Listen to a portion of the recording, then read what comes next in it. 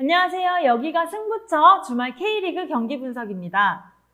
이번 주말에 펼쳐질 K리그 1 1경기, K리그 2 5경기 분석인데요. 축구 전문지 베스트 11의 조남기 기자님이 도와주셨습니다. 지금 전화 연결되어 있는데요. 조남기 기자님 안녕하세요. 예, 안녕하세요. 네, 우선 첫 번째 경기는 김천과 제주의 경기인데요. 이 경기는 어떻게 예측하시나요?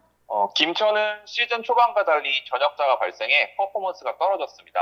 다른 무엇보다도 국가대표 스트라이커 조규성의 부재는 공격력 급감을 불러왔습니다.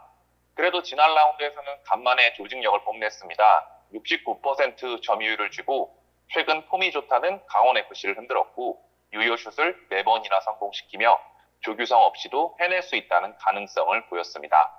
최근엔 김경민과 김준범의 기량이 좋습니다. 김준범의 경우 전북 현대전에서도 멋진 골을 성공시키는 등 새로운 핵심 자원으로 자라나고 있습니다. 현재의 김천은 시간이 다소 걸리는 시기입니다. 군인클럽 특성상 매년 이맘때 새 판짜기에 들어가기 때문입니다. 그래도 조직력만 어떻게든 끌어올린다면 막바지 의외의 결과를 낼지도 모릅니다.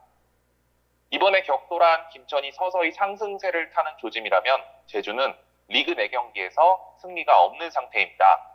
그래도 경기력은 상당히 올라온 것으로 보입니다.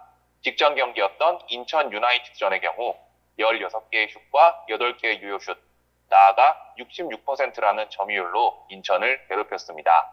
결과만 내줬을 뿐입니다. 제주가 꺼내들 수 있는 베스트 라인업이 출동하니 확실히 볼은 잘 돌아갑니다. 다만 문제는 심리적 압박입니다. 계속해서 승리가 없다 보니 부담감에 시달립니다. 더군다나 다가오는 경기가 김천 원정이라 걱정이 됩니다. 남길 감독과 선수단이 어떤 멘탈을 갖고 승부에 나서느냐가 관건일 겁니다. 제주의 승리를 예상합니다. 김천이 폼이 좋긴 하나 아직 제주의 총량을 넘긴 어려울 것 같습니다. 김천의 조직력이 다소 흔들림이 감안한다면 90분은 다득점 경기로 흘러갈 듯합니다. 네, 조직력이 흔들리는 김천 상대로 전체적인 전력이 우세한 제주의 우세를 예상하셨네요. 다음 경기는 김포와 서울 이랜드의 경기인데요. 이 경기는 어떻게 예상하시나요? 고종원 감독이 이끄는 김포는 이번 시즌 K리그2의 다크호스입니다. 실점이 많은 단점은 존재합니다. 리그 34경기를 치러 실점이 58회에 달합니다. 그래도 윤민호와 손석용 같은 자원들을 앞세운 공격이 빛을 발합니다. 패해도 어떻게든 골을 넣고 무너지려는 강한 근성이 있는 클럽이 김포라고 보면 됩니다. 공격수 손석용을 앞세워 승리를 노려봐야 합니다. 서울 이랜드는 근래 들어 갑자기 살아났습니다. 근래 2경기에서 2연승을 달렸습니다. 또한 상대적으로 치른 경기 수가 적어 선수단의 동기부여도 여전합니다.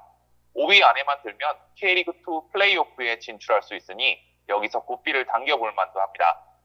서울 이랜드는 공수 양면에서 아쉬움이 많이 남았던 게 사실입니다. 그러나 근래 2경기에서는 그 아쉬움을 싹 씻은 듯도 했습니다. 상위권인 대전 하나시티즌과 경남FC를 차례로 제압했습니다.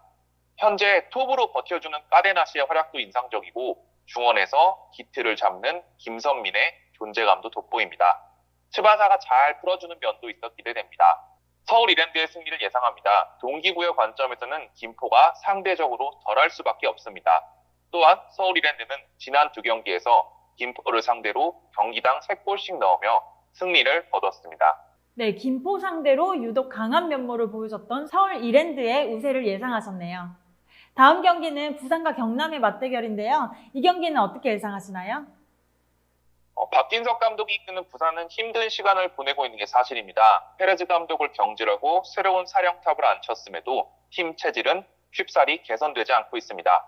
근래 5경기만 보더라도 1승 1무 이후 3연패입니다. 순위는 11개 팀 중 꼴찌. 최근 4경기의 득점이 2회에 그치는 것도 문제입니다. 확실한 공격 루트가 없고 수비에서도 조직력이 완비되지 않았습니다. 그래도 지난 경기에선 정원진이 침착하게 골을 성공시켜 자신의 클래스를 보여주기도 했습니다. 수비를 다진 채 그런 장면만 연출할 수 있다면 경남FC가 넘지 못할 산은 아닙니다. 경남FC도 근래 흔들리는 기색이 있습니다.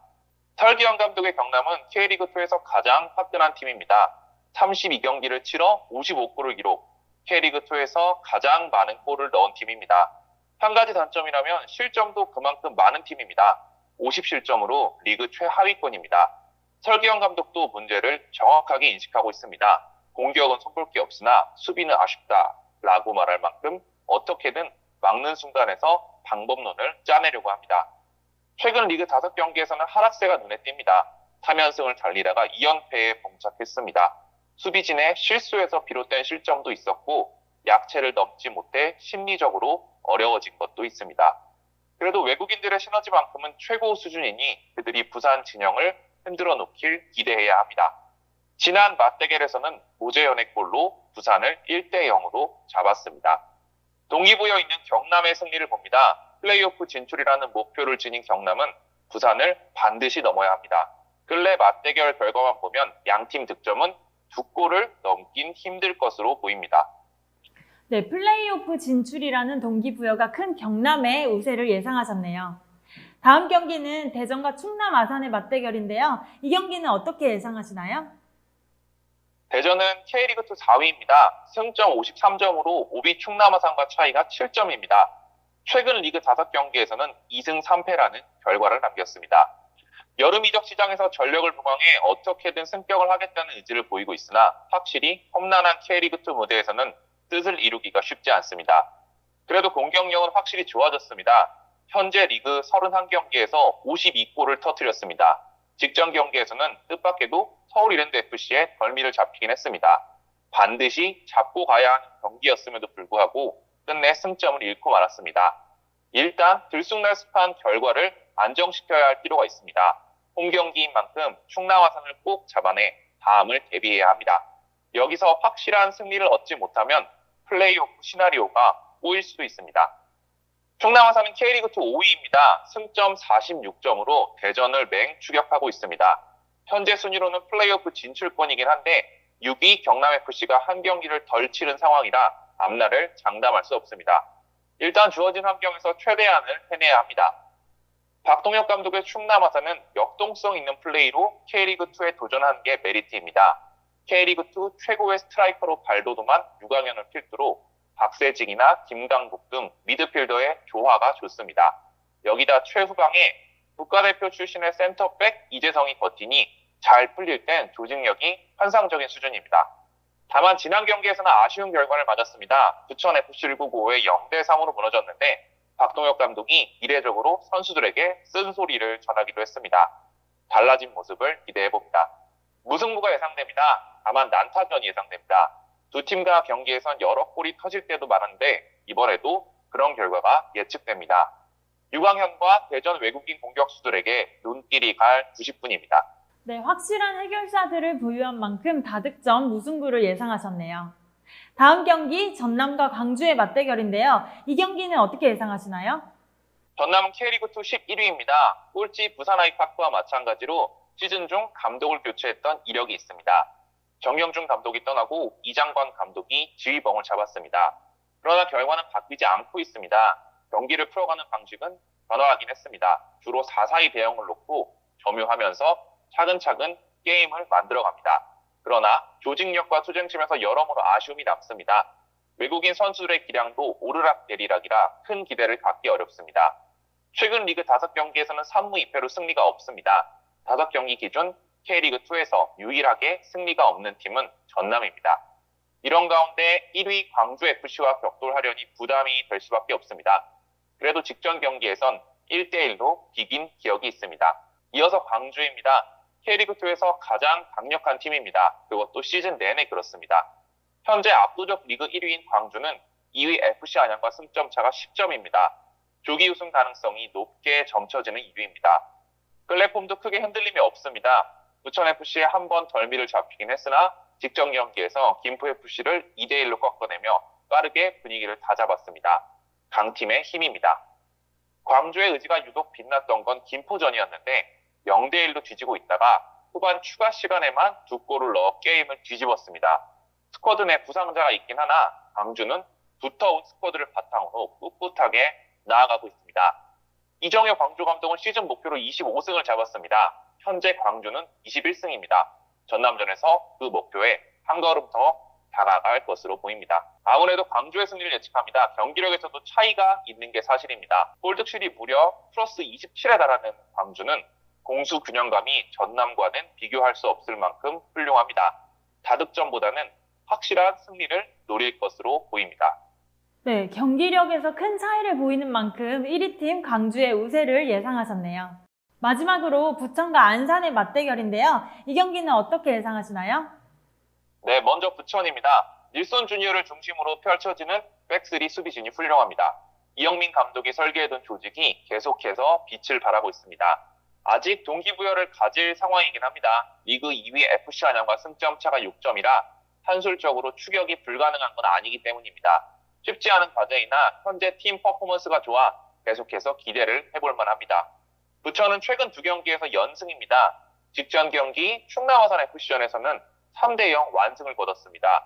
요르만, 조현택, 닐손 주니어가 차례로 골망을 흔들었습니다. 이어서 안산입니다. 안산은 중간에 감독을 바꾸는 소란함이 있었음에도 불구하고 순조롭게 중위권에 안착했습니다.